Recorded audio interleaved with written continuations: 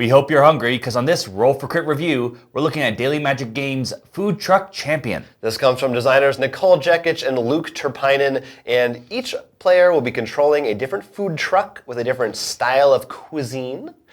For example, I've got this lovely sort of vegetarian thing going on.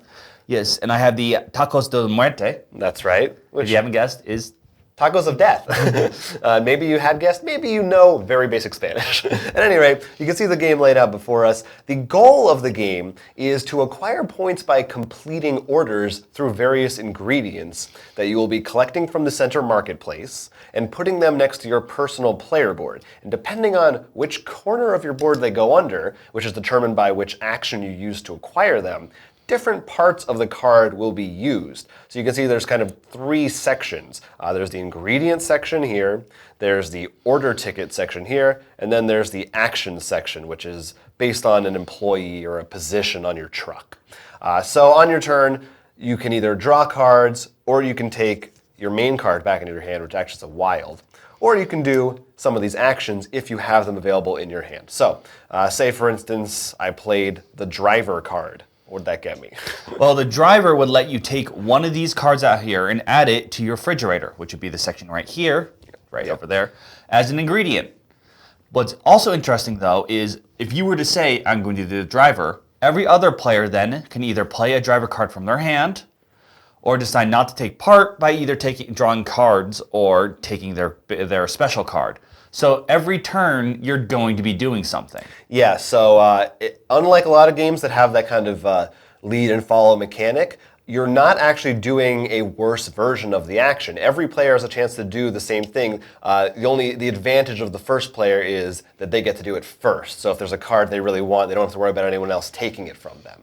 But you can also, you'll see over here, this is your staff section. And if you use the manager card, you'll be able to hire people from the center to put over here. So for example, had you played that driver, but I didn't have a driver card in my hand, if I did have a driver employed, I could still follow up on that action, which is very convenient. And if you stack those up, so if you are the leader and you played a driver here, you could actually collect 2 ingredients because you have 2 driver cards. Yeah, it allows you to really build an engine around what you're trying to do, and whether it's getting more people to work for you, recipes, or ingredients. Yeah, and you can see these each have a certain limited number of cards you can place there. At the start, it's 2 each. That can be expanded. The way you expand it is by completing orders. So once you have enough ingredients underneath this card to complete it, in this case, this is a cafe mocha, all it requires is 1 seasoning ingredient. Mm-hmm. So you would use the prep cook action to move this down there, whoop, woo, and now it's complete. They can take between 1 and 3 ingredients to be finished. So if you did that, you move it down to your completed orders section, and you get a certain number of points from one of these tokens, depending on how many ingredients it was worth. Each time you take a chip, you're going to put it in one of the empty slots here, allowing you to expand your card to fit your needs. Yeah, so by the end of the game, you're probably going to have a pretty full lineup down there, but it's only going to be 4, so like, for instance, with your staff, you're going to have to decide what you want to prioritize, and probably everybody's going to have kind of a slightly different thing going on. In addition, each pile has these blue chips sparsed in between, like halfway at the end. Mm-hmm. When you hit one of those chips, you're going to look through all the recipes you finished, choose one of them to add as your award-winning recipes. Yeah, and those are going to be worth points at the end of the game based on the ingredients listed here. So for every set of these 4 ingredients shown, you're going to get 5 points. And that's one of the biggest ways you're going to get points. The other ways your points are, as we said, from these tokens for completing them. You also get a point for each dish of your specific truck logo that you completed. Right, you can complete any recipe, but if you complete ones that are sort of in your wheelhouse, it makes more sense, therefore you get more points. That's the gist of the game. The game ends once 2 of these stacks run out completely.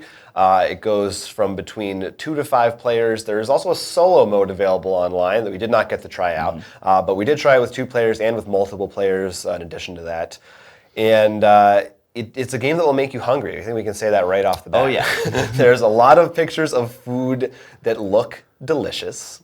I'm a big fan of anytime cards have multiple options. We talk about this a lot, I think, in a lot of games and this has that all over the place. Oh, yeah. Depending on where you're looking, you care about different parts of a card, and how you play them can be very different depending on what you want to do. So there's a lot of decisions to be made there. In addition, while a lot of it is soloing and making sure your own ingredients, what is nice, there is a little bit of interacting with each other, because once you use a card, so let's say I use this for a prep cook action, I will take the card and add it back into the lineup. And if the lineup's already full with, depending on number of players, so right now it would be 8, I could actually cover up something. So like, I know you're veggie, so I'm going to cover up this that has your logo, to try to prevent you from getting that. Yeah, or sometimes there's something in your hand that you want to be able to take, but you can't just make an order from your hand directly. There's no action to do that. That comes from the center. So you might want to follow somebody just to get that card out into the middle so you can hopefully take it on a future turn. So there's a lot of kind of indirect planning. Most things you can't just instantly do. You kind of are thinking a few steps ahead of yourself, which is interesting. The way you kind of like build this engine. It also is a game that feels very satisfying as the player because of that lead follow thing, which is something we've also seen in Daily Magic's Valeria games. But because there's no lesser version of it, you rarely feel like you're missing out, really, unless you just don't happen to have the right card at the right time.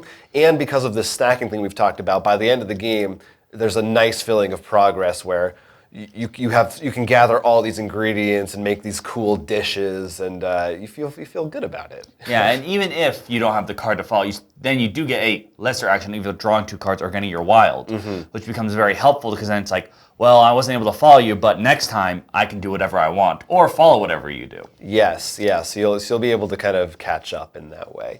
Yeah, it's a pretty fun game. It was a little confusing for us to wrap our heads around it at first.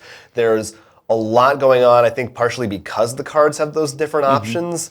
It can be a little intimidating, at least it definitely was for us. A lot of passing of the instruction book. Yes, certainly, to remember which action does what and that kind of thing. But once you get the hang of it, it really does kind of have this nice flow to it, and the way the game works, and the way it's a very elegant kind of one step leads to the next step, leads to the next step from your fridge to your plate to your rewards section. It has a nice, almost like an assembly line kind of a feel to it. It rolls off one part, goes to the next. Which definitely helps that each turn you're going to be doing something usually, so things are always happening at the table. Things are happening. Crits and misses for Food Truck Champion.